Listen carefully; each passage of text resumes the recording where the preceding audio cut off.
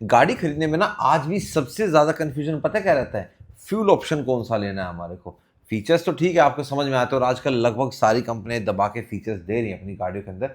लेकिन एक चीज़ अभी भी रहती है कि यार पेट्रोल लूँ, डीज़ल लूँ, सीएनजी लूँ, हाइब्रिड लूँ, क्या लूँ? हैं? तो इसमें बड़ा कन्फ्यूजन रहता है। तो ये कन्फ्यूजन थोड़ा-सा आपका आसान कर देंगे अगर आप आज की वीडियो अच्छे से देख लेंगे, मतलब फटाफट बताएँगे आपको कौन-सी चीज़ में आपको क्या चीज़ मिलेगी, तो उससे आपकी जो कार बाइंग में फ्यूल ऑप्शन जो है, वो बहुत ही आसान हो जाएगा। आप बड़े जल्दी से डिसाइड कर पाओगे हाँ, ये चीज़ इसमें अपने मेरे को मिलेगी, अपने को ये लेनी है। तो स्टार्ट करते हैं सबसे पहले जिसके ऊपर सबसे ज़्यादा खतरा मंडरा रहा है और जो भाई BS6 आने के बाद सबसे ज़्यादा मतलब डामाडोल सा हो गया सिस्टम और सेल्स फिगर्स में भी कम आ गया। तो मैं बात कर रहा हूँ, आप समझ गए होंगे डीज़ल इंजन की। तो देखो डीज़ल इंजन में भाई जब टर्बो आया था ना, उसके बाद फ़ील आ गई थी। और तभी से ही डीजल इंजन जो लवर्स हैं वो बढ़ गए थे, उनकी तादाद बढ़ती चली गई। Common rate direct injection technology Hyundai India में लेके आया था। उसके बाद एक रेवोल्यूशन सा आ गया था भाई डीजल इंजन के अंदर। और मतलब यूँ मान लो कि पावर आपको मिलती थी, जैसे पंजा दबाओ शू शाँ कर देती थी गाड़ी, माइलेज बहुत अच्छा मिलता था। तो ओवरऑल ना सारी चीज़ मिलती थी, लेकिन जब BS6 आया, वहाँ से भाई जो इसकी रफ्तार थी उस पे लगाम लगी और जो इसकी मेंटेनेंस थी और जो लाइफ स्पैन था, वो थोड़ा कम हो गया। अब देखो जितने ज़्यादा इक्विपमेंट्स गाड़ी के अंदर ऐड कर दिए जाएँगे, उनकी मेंटेनेंस तो बढ़ती है ना भाई। तो वही चीज़ डीज़ल इंजन के साथ हुई है। तो जो एक्स्ट्रा DPF लगा, अब आप सिटी में ज़्यादातर गाड़ी चलाओगे डीज़ल वाली, तब उसके चौक होने के चांसेस ज़्यादा रहते हैं। आपको हफ्ते में 1 दिन हाईवे पे लेके जानी पड़ेगी और उसमें भी आपको 2500 आरपीएम से ऊपर खींच के चलानी पड़ेगी, क्योंकि मोस्टली गाड़ी के अंदर तो भाई सूट जब ही क्लियर होता है DPF का, या फिर गाड़ी आपकी लगातार हाईवे पे चलती हो। तो जो पहले आंकड़ा रहता था ना कि 2000 के आस-पास अगर आपकी गाड़ी चलती है, तो आपको डीज़ल ले लेनी चाहिए। अब ये आंकड़ा भाई 2500-3000 पे पहुँच गया, अगर आपकी बहुत ही ज़्यादा रनिंग है। क्योंकि देखो डीपीएफ के साथ-साथ आपका ना और मेंटेनेंस भी बढ़ गई है। EGR की मेंटेनेंस बढ़ गई, आपकी इंजेक्टर्स की मेंटेनेंस आपकी बढ़ गई, तो बहुत सी चीज़ों की मेंटेनेंस बढ़ गई है। लेकिन यही एक लास्ट फेज़ भी है, जहाँ पे आप डीज़ल इंजन्स का मज़ा ले सकते हो। इसके बाद तो भाई BS7 के अंदर तो और पता नहीं कितनी और स्ट्रिक्टनेस आ जाएगी, मज़ा सा नहीं रहेगा चलाने में। तो लास्ट अगर डीज़ल की फ़ील लेना चाहते हो, रनिंग अच्छी खासी है, तो आप डीज़ल इंजन लो, अदरवाइज़ फिर डीज़ल को रहने दो भाई। फिर आप अदर फ्यूल ऑप्शंस पे चले जाओ, जो भी मैं आपको बता दूँगा। तो बहुत ज़्यादा रनिंग है, दबा के गाड़ी चलाते हो, फ़ील लेते हो पहाड़ों में, रेगिस्तान में, जहाँ मर्ज़ी ले जाओ भाई। रेगिस्तान में जाओगे तो 4x4 होना चाहिए आपका व्हीकल, ठीक है? तो जहाँ मर्ज़ी ले जाओ, गो एनीवेयर व्हीकल होता है डीज़ल इंजन। मस्त मज़े से आप इसको चला सकते हो, लेके जाओ। हाँ, माइनस टेम्परेचर की बात अलग है, उसमें थोड़ा-सा आपको ध्यान रखना पड़ेगा जब आप विंटर स्पीति और ये सब करेंगे उस दौरान। वहाँ पे तो भाई फिर मैं कहता हूँ जिप्सी होनी चाहिए या जिम्नी होनी चाहिए, वो सबसे बेस्ट है। अगला है नंबर है नेचुरल एस्पिरेटेड पेट्रोल इंजन। सबसे पुराने, किफ़ायती, आराम से मतलब कोई टेंशन नहीं। जब मर्ज़ी मन किया गाड़ी खड़ी रही, महीना खड़ी है, 2 महीना खड़ी है, कोई घंटा फ़र्क नहीं पड़ता है इसको। जब सेल्फ मारोगे, नो नॉनसेंस अपना इंजन है, जैसे मर्ज़ी चला लो। हाँ, अगर आप ज़्यादा एकदम से पावर चाहते हो तो ये इंजन आपके लिए नहीं है। ऐसा नहीं है कि इसके अंदर पावर नहीं मिलती, पावर आती 1500-2000 आरपीएम के बाद, जब इंजन अच्छा खासा रैव करके आप भगाते हो। और इंस्टेंट अगर रैव करना पसंद करते हो, तो ये इंजन आपके लिए बिल्कुल नहीं बना है। नेचुरल एस्पिरेटेड गाड़ी आप बिल्कुल मत लेना, अगर आपको बहुत ज़्यादा हैवी पंजे के साथ चलाने की आदत है तो। आपको पावर बिल्कुल भी फ़ील नहीं होगी। पावर फ़ील आएगी, लेकिन उस टाइम आरपीएम्स बहुत ज़्यादा होंगे। और नेचुरल एस्पिरेटेड कार को आपने हैवी पंजे से चलाया, तो जो सबसे मेन उसका यूएसपी रहता है कि वो माइलेज बहुत अच्छी और स्टेबल देता है, वो आपको नहीं मिलेगी। फिर आप कहोगे यार मैंने तो नेचुरल एस्पिरेटेड इंजन लिया था माइलेज के लिए भी और कभी-कभार ये पावर के लिए, तो पावर तो मिलेगी उसमें, लेकिन जो आप हैवी पंजे से यूँ वूँ वूँ डाउन शिफ्ट मार के वूँ वहाँ शाँ करके चला रहे हो, ठीक है? तो उस सिचुएशन में भाई वो आपको मज़ा नहीं देगा। वहाँ पे वो एक्स्ट्रा फ्यूल पिएगा खाम-खा में। क्योंकि जो नेचुरल एस्पिरेटेड इंजन होता है ना, उसके अंदर टर्बो इंजन के जैसा ना एक टर्बो चार्जर नहीं लगा होता, जो एक्स्ट्रा एयर और फ्यूल वगैरह उसके अंदर डाल के फटाफट आपको पावर दे देता है। नेचुरल एस्पिरेट होता है अपनी मर्ज़ी से जाएगी भाई एयर, अपनी मर्ज़ी से उसने फ्यूल सेट कर रखा होता है। तो ये मस्त हल्के आराम से चलाने वाले बंदों के लिए बना है, जिनको गाड़ी बहुत लंबे समय तक रखनी होती है, उनको माइलेज भी एक स्टेबल चाहिए होती है। हाईवे के ऊपर आप इसको 90 तक क्रूज़ करके चलाओ, ये आपको इतनी माइलेज दे देगा, यूँ लगा लो कि जैसे आप ना सीएनजी गाड़ी का ऑप्शन लेते हो ना, आपको वो लेने की ज़रूरत नहीं पड़ेगी। आपके यही बहुत तगड़ी माइलेज दे देगा। और सिटी में भी इसकी माइलेज में वेरिएशन खास नहीं आता, यूँ नहीं है कि कभी 10 दे रही है, कभी 8 दे रही है, कभी 15 दे रही है ना, एक स्टेबल माइलेज देता है। हाँ, अगर बिल्कुल ही बम्पर टू बम्पर ट्रैफिक में आप चल रहे हो, जैसे दिल्ली एनसीआर या मेट्रो सिटीज़ के अंदर आप हो, तो वहाँ पे थोड़ा-सा इसका जो माइलेज है वो कम रहेगा। वहाँ पे टर्बो वाले का तो और भी ज़्यादा कम रहता है। अब टर्बो वाले पे भी आऊँगा मैं। तो ये इंजन उन बंदों को लेना है जिसको गाड़ी बहुत लंबे समय तक रखनी है, बहुत हल्के पंजे से वो गाड़ी चलाता है, और हो सके तो इस टेक्नोलॉजी में ना आप जैपनीज़ गाड़ी ही लीजिए, ठीक है? क्योंकि वही सबसे ज़्यादा रिलायबल रहते हैं भाई नेचुरल एस्पिरेटेड में। ऐसी बात नहीं है, क्रेटा के पास भी है, सेल्टोस पे भी नेचुरल एस्पिरेटेड इंजन है, लेकिन उसमें ना फिर वो नहीं है, माइलेज पता नहीं क्यों नहीं निकलती उनके वहाँ से, जैपनीज़ वाले निकाल लेते हैं। अब हुंडई में नहीं निकलती उतनी माइलेज नेचुरल एस्पिरेटेड में, तो समझ में नहीं आता ये चीज़। तो इसी करके मैंने भी हाईराइडर को ही चूज़ किया था कि भाई नेचुरल एस्पिरेटेड लेनी है मेरे को, लॉन्ग टर्म के लिए गाड़ी रखनी है। मोस्टली सिटी में मेरी ज़्यादा चलती है, और सिटी में सच बताऊँ आपको टर्बो इंजन की कोई रिक्वायरमेंट नहीं होती है। खाम-खा में आप इंजन के ऊपर हंगा लगा के उसको करके रखो ना, कोई फ़ायदा नहीं है। अब टर्बो पे आ जाते हैं। आजकल तो भाई ट्रेंड में है टर्बो इंजन, क्योंकि भाई डीज़ल जैसे-जैसे कम हो रहा है, वो लोगों को भाई जो फ़ील, पावर चाहिए, वो कौन देगा? टर्बो इंजन देगा। मज़ा आता है भाई उनको चलाने के अंदर, लेकिन सबसे बड़ी चीज़, माइलेज एक्सपेक्ट मत करना इन इंजन से।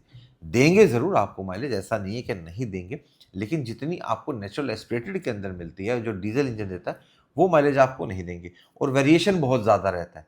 सिटी में ये इंजन आपको 9-10 देंगे, तो हाईवे पे आपको 17-18 भी दे देंगे। बात वही है कि आपको एक स्टेबल स्पीड पे गाड़ी चलानी पड़ेगी। जो होता है ना 1500 से 2200 आरपीएम के बीच का दायरा रहता है, वहाँ पे सबसे ज़्यादा माइलेज मिलती है। 1500 से 2200 आरपीएम के बीच का जो दायरा होता है, अगर आप उसके बीच में गाड़ी चलाते हैं, कोई भी गाड़ी आप चला रहे हो, चाहे पेट्रोल है, डीज़ल है, जो भी गाड़ी आप चला रहे हो, मैक्सिमम आउटपुट मिलता है आपको माइलेज का। तो माइलेज भी भाई आज की डेट में ऐसा नहीं है कि लोगों को माइलेज नहीं चाहिए, चाहिए भाई।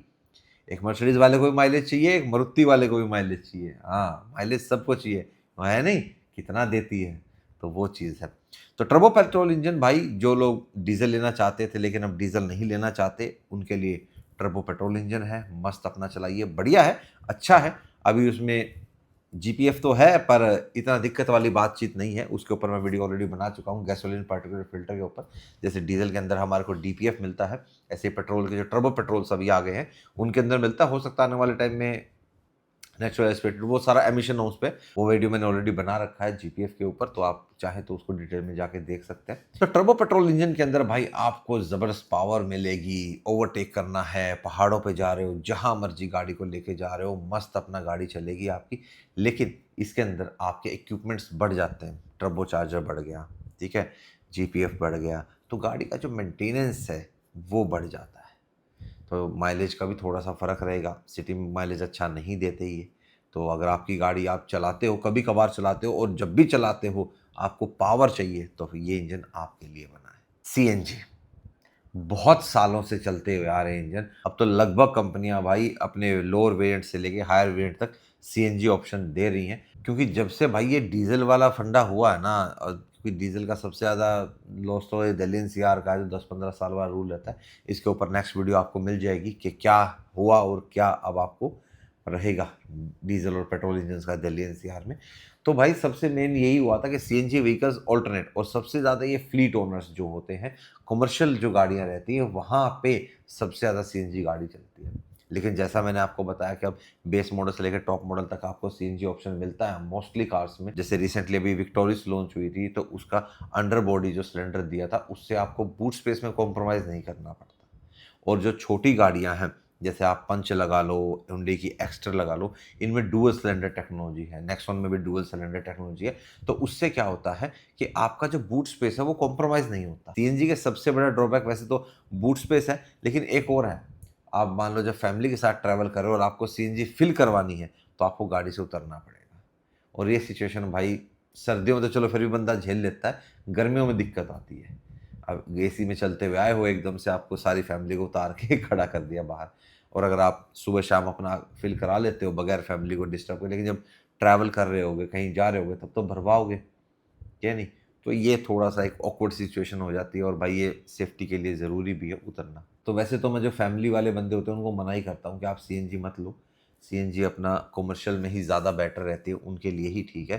लेकिन फिर भी अगर आपको है कि भाई मेरे को तो चाहिए, मैं तो बहुत चलाता हूँ गाड़ी, मुझे बूट स्पेस भी चाहिए, मुझे माइलेज भी चाहिए, मतलब पेट्रोल से ज़्यादा माइलेज चाहिए, ठीक है, पेट्रोल से ज़्यादा माइलेज चाहिए लेकिन टर्बो पेट्रोल नहीं चाहिए, और पैसा बहुत बचाना है, मेरी रनिंग बहुत ज़्यादा है, मतलब मैं भी 2,500-3,000 किलोमीटर महीने का चलाता हूँ, तो आप सीएनजी ले लीजिए।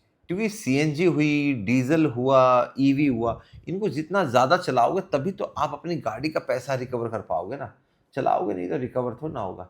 टर्बो पेट्रोल्स हुए और नेचुरल एस्पिरेटेड हुए, ये होती गाड़ियाँ एक बार ले ली और अपना हाँ भाई 10-15 साल की छुट्टी, मतलब मिनिमम 5 साल तो है, 5-10 साल रखी और अपना ज़्यादा भी रखी तो रख ली। लेकिन मेंटेनेंस की बात आएगी तो सबसे कम maintenance natural aspirated petrol engine की रहती है। लास्ट आता है हाइब्रिड।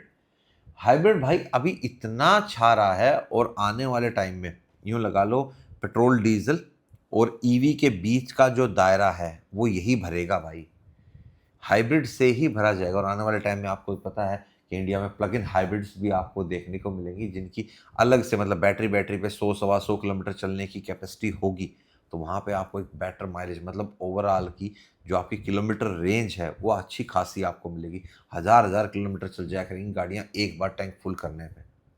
तो ईवी पेट्रोल का मिक्स होकर जो अपना हाइब्रिड सिस्टम है, ये बहुत बढ़िया सिस्टम है। रनिंग आपकी ज़्यादा है, डीजल जितना आपकी गाड़ी चलती है, लेकिन डीजल नहीं लेना चाहते तो फिर आप हाइब्रिड की तरफ जाओ, यहाँ पे आपके पैसे की पूर्ति हो जाएगी। बैटरी जो आपकी आती है उस पर आपको तकरीबन 8 एक साल की वारंटी मिलती है। तो उसमें भी एक चीज़ है, अगर आपने हाइब्रिड गाड़ी आज ले ली और आप उसको नहीं चला रहे तो कोई फ़ायदा नहीं है। अब मेरा भी एक ये रीज़न था कि मेरी जो हाई राइडर है वो मैं हाइब्रिड में भी ले सकता था, लाख 2 लाख का फ़र्क था, वो डाल के मैं हाइब्रिड ले लेता। लेकिन वो तब फ़ायदा है कि जब मैं उस गाड़ी को खूब चलाऊँ, रोज़ का 100-150 किलोमीटर मैं उसको चला रहा हूँ और सिटी के अंदर मुझे 19-20 का एवरेज मिल रहा है, हाईवे पे 24-25 का मिल रहा है, तब मैं उससे रिकवरी कर पाऊँगा पैसे की जो मैंने एक्स्ट्रा लगाया है। मेरी 6 महीने में 6,000 चली है, तो 6 महीने में 6,000 तो क्या हुआ, 1,000 किलोमीटर महीने का। तो इसमें तो भाई आपकी पेट्रोल ही ठीक है, टर्बो पेट्रोल भी ले लूँ वो भी ठीक है, ठीक है? तो ये चीज़ चलती है भाई, तो ये ध्यान रखना है कि हाइब्रिड लेनी है, हाइब्रिड लो, बिल्कुल लो। अभी ऑप्शंस कम है लेकिन इस साल और आने वाले साल में आपको हाइब्रिड्स में दबा के ऑप्शन देखने को मिलेंगे। अभी तक तो जैसे ग्रैंड विटारा और आपकी हाई राइडर में ऑप्शन था 5 सीटर में, अब डस्टर में भी आपको हाइब्रिड का ऑप्शन मिलेगा। 7 सीटर में अभी तो इन्विक्टो और हाई क्रॉस ही है, और पता नहीं लोग भाई इन्विक्टो लेने से क्यों डरते हैं। इन्विक्टो महीने की 300-400 बिकती है और हाई क्रॉस भाई आपकी 8-9 हज़ार बिक जाती है। तो ये पता नहीं क्यों फ़र्क है, फ़र्क पता कहाँ है, लोगों का। लोग भाई आज भी मारुति के ऊपर ज़्यादा पैसे खर्चना नहीं चाहते, और टोयोटा से ज़्यादा पैसे ले लेगा तब भी खर्च देंगे। उम्मीद करता हूँ इस वीडियो से आपको क्लियर हो गया होगा कि भाई मेरे को कौन सा इंजन लेना है, ये इंजन मेरे लिए बेस्ट है। देखो मैं आज भी यही मानता हूँ कि गाड़ी जब आप लेने चाहते हो, सबसे पहले अपना बजट डिसाइड करो, उसके बाद मतलब फीचर्स मेरी लिस्ट में लास्ट में, फीचर्स तो आपको सारी गाड़ियों में मिल ही रहे हैं, जैसा मैंने कहा आजकल दबा के कंपनीज भाई आपको फीचर्स दे रही है, लेकिन इंजन ज़रूर सोच के लिया करो, क्योंकि देखो चलाने में अगर मज़ा नहीं तो कोई मज़ा नहीं। बाकी वीडियो अच्छा लगा हो तो लाइक ज़रूर करना, चैनल पर नए आए हैं तो सब्सक्राइब ज़रूर करना। मिलेंगे अब आपसे नेक्स्ट वीडियो में। Till the bye bye, take care and live the life to fullest. Have a nice day.